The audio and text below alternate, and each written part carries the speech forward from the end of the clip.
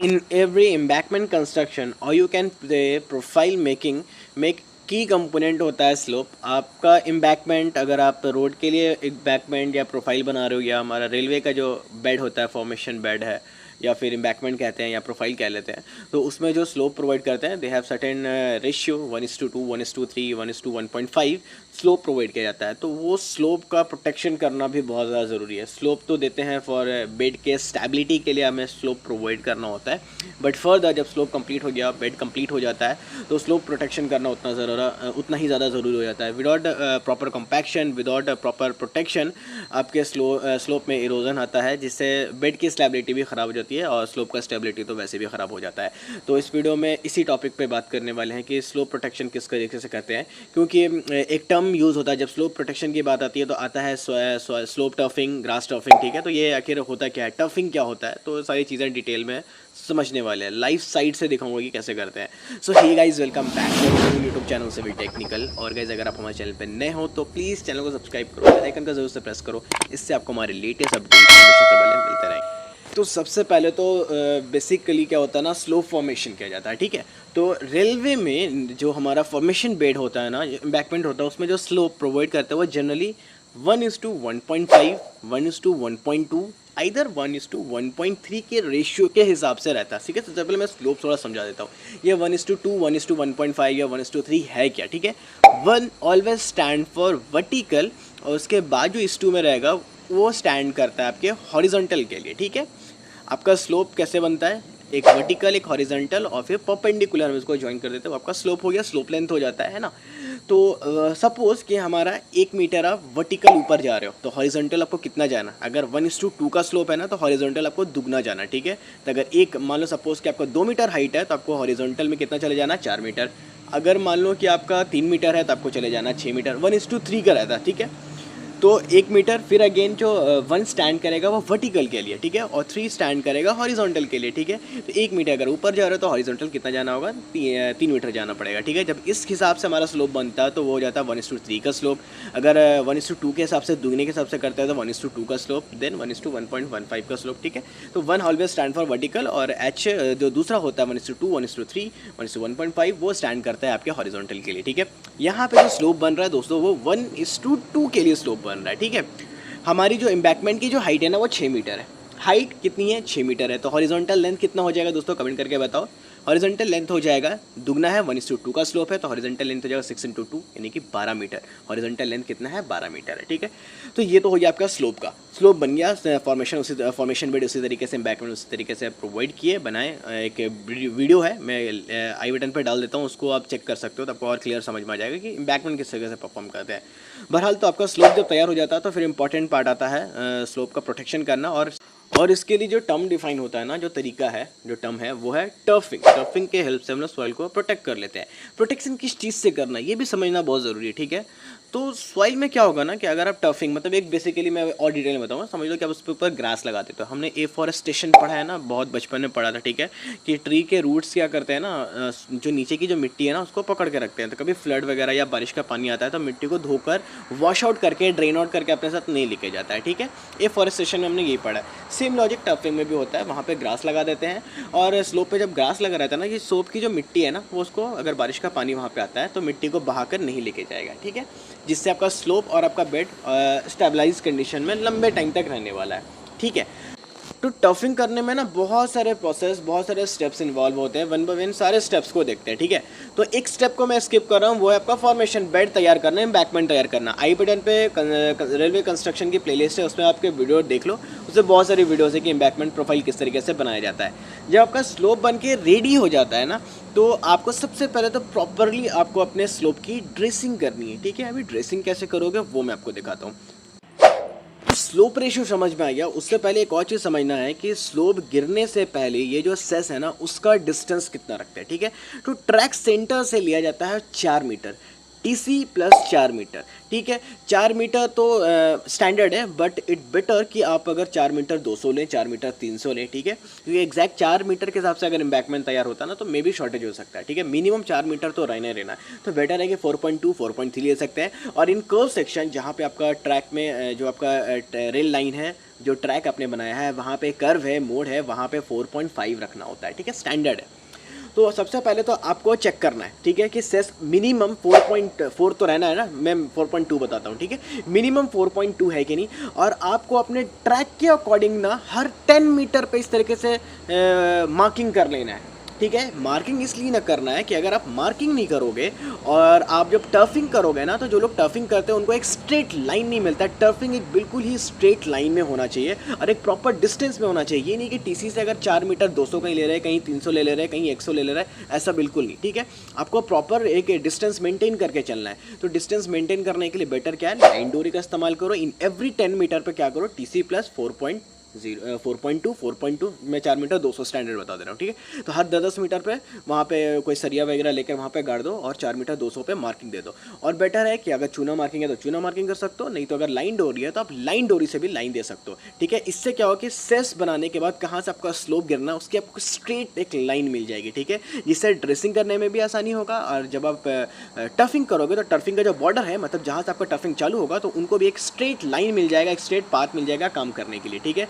ये बहुत important part है कि वो जो टर्फिंग है वो स्ट्रेट लाइन में होना चाहिए और जो सेस है वो मेरा 4 मीटर 200 मिनिमम होना ही होना चाहिए। तो सबसे पहले आपको क्या कर देना है, लाइन डोरी बांध देना है, ठीक।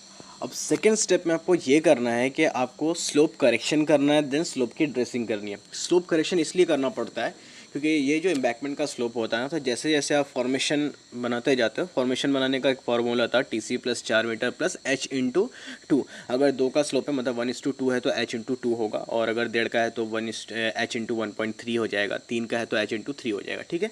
अगर नहीं पता है तो आप मुझे कमेंट करके बताओ, मैं डिटेल बता दूंगा इसके बारे में, ठीक है। तो वैसे करके हम लोग मार्किंग करते जाते हैं हाइट के हिसाब से, और हमारा एम्बैकमेंट बनता है उसी के अकॉर्डिंग हमारा स्लोप भी बनता चला जाता है, ठीक है। बट एरर्स आते हैं, तो जब लास्ट होता है, जब फाइनल हम लोग स्लोप टफिंग करने वाले हैं, तो उससे पहले एक बार करेक्शन करना होता है एक बार, उसके बाद ड्रेसिंग करनी होती है। तो करेक्शन कैसे करोगे ये देखो, ठीक है। तो सबसे पहले क्या है ना कि जिस तरफ आपका पानी ड्रेन आउट होता है, ठीक है, तो उस तरफ ट्रैक सेंटर से 1/30 का स्लोप रहता है, ठीक है। तो 1/30 बोलने का मतलब है कि 1 मीटर में 30 mm डाउन, ठीक है। तो मोटा मोटी जो डिस्टेंस होता है ट्रैक सेंटर से वो कितना बोला कि 4 मीटर होना चाहिए, ठीक है, मिनिमम। हम लोग 4.2 पकड़ रहे हैं, तो कितना मीटर डाउन हो जाएगा, तो लगभग 100 mm में डाउन होगा, 120 से लेकर 130 mm डाउन हो जाएगा। सेंटर पे जो ट्रैक का जो सेंटर होगा, जो बेड सेंटर होगा, वहाँ से जो आपका जहाँ से स्लोप गिरना चालू होगा वहाँ का जो लेवल होगा वो डाउन होगा, क्योंकि पानी हमें उधर ड्रेन आउट करना है जो फर्दर स्लोप से होते हुए नीचे चला जाता है, ब्रिज में चला जाएगा। तो वो कितना डाउन होगा, 128 to 130 mm पकड़ लो, 126 mm होता है 4 मीटर 200 के हिसाब से। अगर मल्टीप्लाई कर दोगे तो 4.22 इंटू 0.03 मल्टीप्लाई कर दो तो उतना ही मिल जाएगा, ठीक है। 120-30 mm डाउन कर देना है। तो सबसे पहले आपको उसके हिसाब से क्या करना है, लेवल मार देना है। जो अपने सरिया गाड़ा था ना, जो स्ट्रेट लाइन हमने 10-10 मीटर पे किया था, उसी में आपको एक लेवल बांध देना है, पहला पॉइंट। अब आपको एक लेवल मिल गया। अब क्या है ना कि आपको ये जो परपेंडिकुलर डिस्टेंस है ना आपके स्लोप का, वो आपको जानना है, ठीक है। सबसे पहले आपको टो चेक कर लेना है कि आपका जो टो है वो परफेक्ट है कि नहीं है, ठीक है। सबसे पहले तो हाइट तो हमारा मान लो 6 मीटर हमारा एम्बैकमेंट का हाइट गया, ठीक है। तो टो कितना जाएगा, ठीक है, तो दुगना यानी कि 12 मीटर। तो सबसे पहले आपको 12 मीटर अपना टो चेक कर लेना, ठीक है। अब आपको चाहिए अपना स्लोप लेंथ। स्लोप लेंथ कौन हो गया, वो जो हाइपोटेनस लेंथ है वही आपका स्लोप लेंथ है, ठीक है। आपका वर्टिकल हाइट और बी हो गया आपका हॉरिजॉन्टल हाइट, ठीक है। उसको कैलकुलेट कर लेते हो तो हमें हाइपोटेनस यानी कि स्लोप लेंथ का मान पता चल जाएगा। तो अब आपको क्या मिल गया यहाँ पे, आराम से इजीली टो मिल गया है, परपेंडिकुलर लेंथ भी आपके पास है। टेप पकड़ो। अब इसमें देखो आप स्लोप कैसे, इसका स्लोप का जो रेशियो है वो कैसे चेक करोगे, ठीक है। तो एक तो आप क्या कर सकते हो कि ऊपर से आपको हर एक मीटर में आपका डेप्थ कितना जा रहा है वो आपको चेक करना होगा। तो बहुत लेंथी प्रोसेस, आपको ऑटो लेवल यूज़ करना पड़ेगा, उसको नहीं करते। क्या करेंगे ना, जो हमारा नीचे जहाँ पे टो खत्म हो रहा है, ठीक है, उसके ज़ीरो से लाइन डोरी खींच के जो हमने ऊपर अपने सेस में, आप सामने देख सकते हो, सेस पे जो हमने लेवल मारा है ना, जो 130 mm डाउन था उस पर हमने लेवल मारा था, बस उस लेवल में जाकर अपने लाइन डोरी को बांध दो।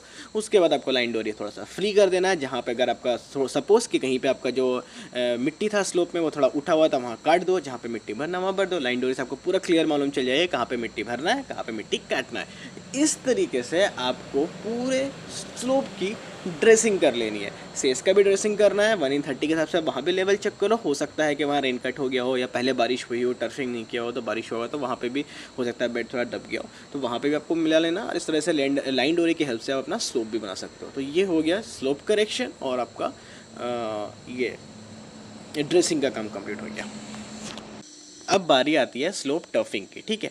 तो टर्फिंग में क्या होता है ना कि हमें ग्रास के पैचेस लगाने पड़ते हैं, ठीक है। तो सबसे पहले तो उसको लाना पड़ता है, तो बहुत जगहों पे इसको परचेस भी किया जाता है, वो थोड़ा एक्सपेंसिव है, उसके लगाने के बहुत सारे फंडे हैं, बहुत टाइम तक क्यूरिंग करना पड़ता है। बट मैं आपको एक ईजी वे में बताने वाला हूँ कि जो ईजी टू अवेलेबल भी होगा और बहुत आसानी से लग भी जाता है, कोई दिक्कत वाली बात नहीं है। आप जो नेचुरल ग्रास है ना उसको भी यूज़ कर सकते हो। जो हमारे रेलवे ट्रैक्स होते हैं ना वो जनरली रिमोट एरिया से ही होकर गुजरते हैं, तो वहाँ पे ग्रास ईजिली अवेलेबल होती है। मानसून सीजन में अगर आप टर्फिंग करते हो तो आउटपुट अच्छा निकलता है और काफ़ी हद तक इकोनॉमिकल भी है एज़ कम्पेयर टू अगर आप बाहर से उसको परचेस करते हो, ठीक है। अब इसका प्रोसेस कैसे है, टर्फिंग ग्रास को कैसे उखाड़ा जाता है, ये भी एक मतलब सीखने वाली चीज़ है, ठीक है। वीडियो में आप देखो, इसमें क्या ना, इसका जो साइज़ आपको रखना है, आप 100, 200, 300 रख सकते हो। 300 बाई 300 स्क्वायर शेप में आप इसको काट लो, ठीक है। शेप बहुत मैटर नहीं करता, स्क्वायर शेप में अगर काटोगे 300 बाई 300 काटोगे तो ईजिली होता है इसको वहाँ से लोड करना, देना लोड करना, उसके बाद इसको लगाना, ठीक है। कंडीशन अप्लाई हो जाता है इसके थिकनेस के ऊपर, ठीक है। कितना लेयर, इसका लेयर कितना मोटा होना चाहिए, ठीक है। तो मिनिमम आपको 50 mm का लेयर में उसको काटना है। 50 mm क्या होता है ना कि आप जब इसके पैचेस को देखो, ठीक है, तो आपको नीचे सिर्फ मिट्टी दिख रहा होगा, रूट नहीं दिख रहा होगा, तो रूट विद इन 50 mm ही रहता है, ठीक है। तो आपको उसको रूट के साथ निकालना है। अगर आप 20 mm 30 mm कर दोगे तो उसके रूट्स कट जाते हैं, ठीक है, तो फिर वो लगेगा नहीं, ठीक है। तो आपको उसको रूट के साथ निकालना 50 mm। ज़्यादा कर दोगे तो फिर आपका क्या होगा ना, क्या देखो आप नाप के तो नहीं निकालोगे ना 50 mm 60 mm 30 mm, तो मेजरमेंट के हिसाब से होगा नहीं, वो तो कोड़ी से कोड रहा है, ठीक है भाई साहब। अगर आप ज़्यादा करने लगो तो फिर क्या होगा ना कि जब उसको आप ग्रास को लगाओगे, टर्फिंग लगाओगे, तो जितना आपने ड्रेसिंग किया उसके बाद जब टर्फिंग करोगे ना तो फिर आपका स्लोप थोड़ा कहीं उड़ जाएगा, कहीं डाउन हो जाएगा, ठीक है। स्लोप एक लेवल में होना चाहिए, ठीक है। तो अंदाजन 50 mm तक आप उसको निकालो।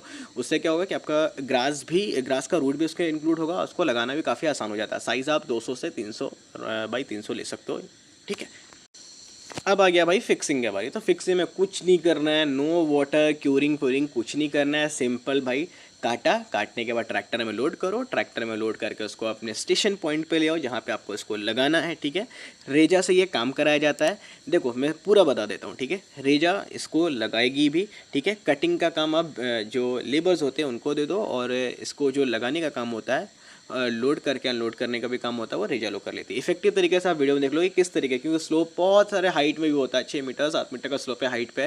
तो इस तरीके से आपको मैन पावर को ना इफेक्टिव वे में यूज़ करना है, तो आपको आउटपुट बहुत शानदार मिलेगा, जैसा आप यहाँ पे देख सकते हो, ठीक है। लाइन बाय लाइन खड़ा कर दिया गया है, 1 बाई 1 दूसरे को पास करा, एक तीसरे को पास करा, और आपको इस तरीके से अपने पूरे इंटायर स्लोप में आपको ये ग्रास पैचेस लगा देने हैं, ठीक है। लास्ट में एक और पॉइंट बच गया, अभी जाना मत, एक और पॉइंट है, ठीक है। लाइन डोरी आपको बांध के रखना है ताकि उसका जो बॉर्डर है वो विजिबल हो, ताकि ये लोग बॉर्डर में लगा पाए, क्योंकि टेक्निकल पर्सन नहीं है, ठीक है। इनको ये चेक नहीं करेंगे, आपको इनको बॉर्डर प्रोवाइड करके देना है, तो बॉर्डर में ये लोग लगा देंगे। लास्टली जब ये लग जाता है ना, उसके बाद आता है इसकी पिटाई की बारी, ठीक है। तो अब देखो सामने देखो, ये 2 लेबर का काम है, ग्रास लगते जाएगा, ये इसको पीटते जाएंगे, कूटते जाएंगे। कुटाई करना बहुत ज़रूरी है दोस्त, ठीक है। कुटाई जब करोगे ना तो ये जो नीचे का जो मिट्टी है ना, और जो ग्रास के साथ जो मिट्टी लेकर आया है, जो हमने पैचेस निकाले हैं 50 mm का, और जो हमारे स्लोप का टॉप मोस्ट लेयर है, ठीक है।